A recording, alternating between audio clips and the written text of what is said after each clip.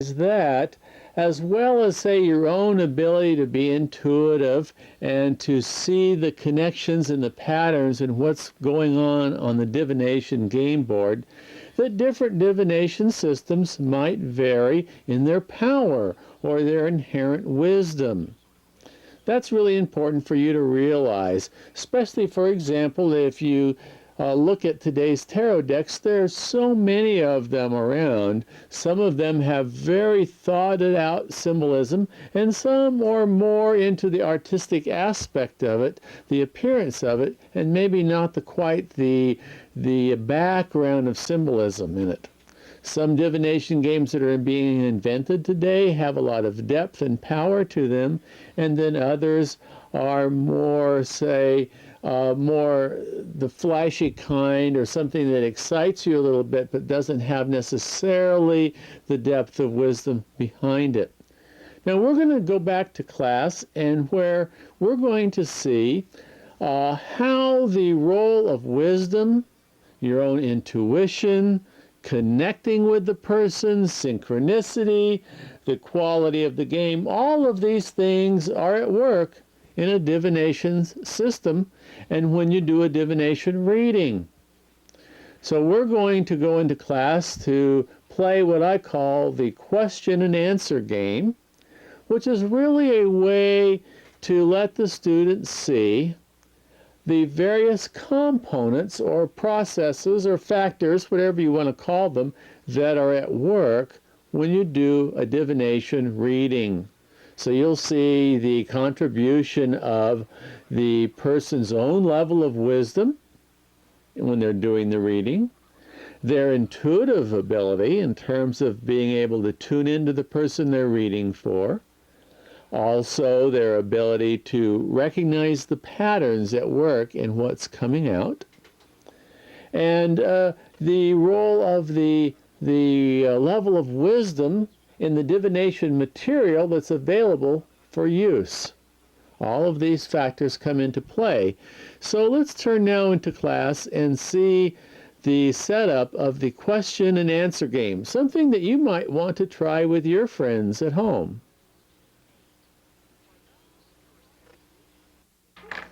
Okay, ladies and gentlemen, welcome to the questions and answers.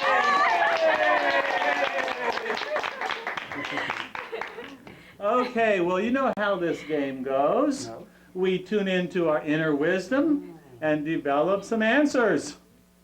And then we'll tune into our sense of neediness, which we all have a bit of, and get some questions, and then we'll play matchmaking. Okay. Here's really how it's going to happen. First, what we're going to do is we'll each of us get a piece of paper, and we're going to have a little meditation to tap into our higher awareness to come up with some wisdom that we will use as the basis of our answers. So everybody, let's sit back and relax. And tune into your breathing. Just accept your breathing as innately wise.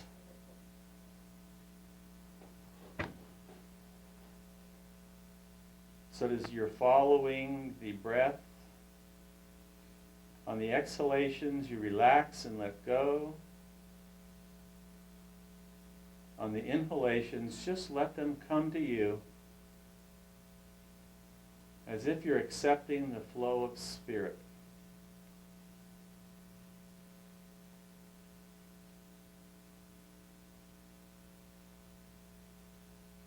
You can trust in the breath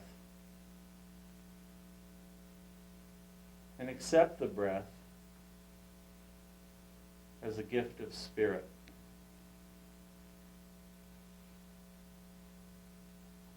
That's it.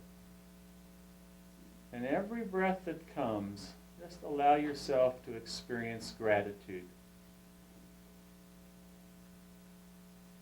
And notice how good that feels.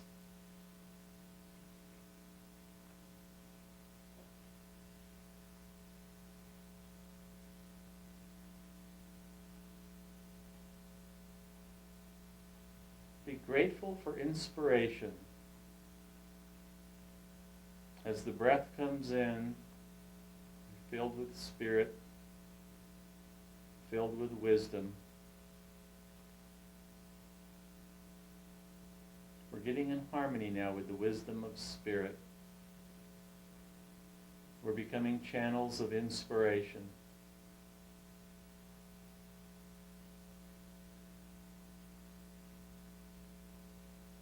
And now, coming from a place of abundance, coming from a place of love, coming from a place of inspiration and wisdom, I want you to very quickly pretend like you're reviewing your whole life now, all the things that you've learned through this life. Just pretend that very quickly your whole life passes before you, and you review all the things that you've learned from all of your experiences.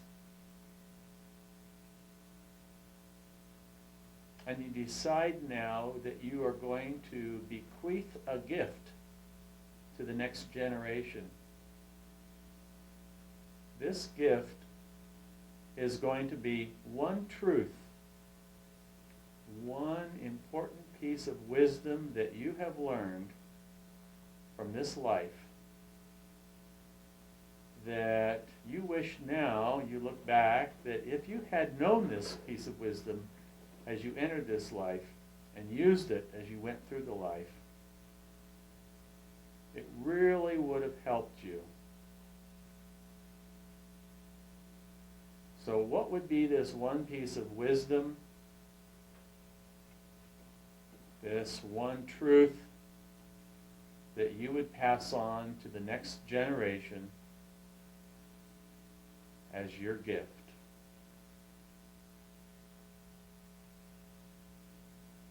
Let it come to you now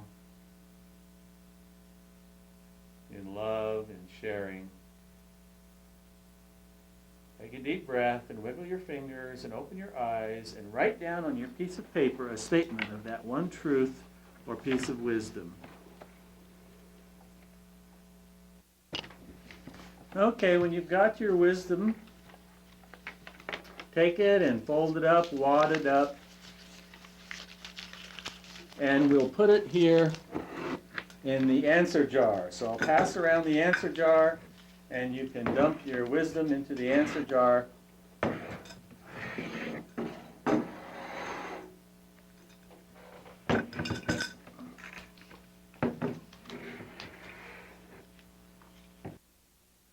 Right, so here we have the answers. All the answers we'll ever need are in this jar. And for the commercial set, we have also, here we will use 52 affirmation cards that came from Ernie Larson's and Hazelton Productions. So we will shuffle those up and we'll have these as well to use. Okay, now the next part, everybody take a piece of paper.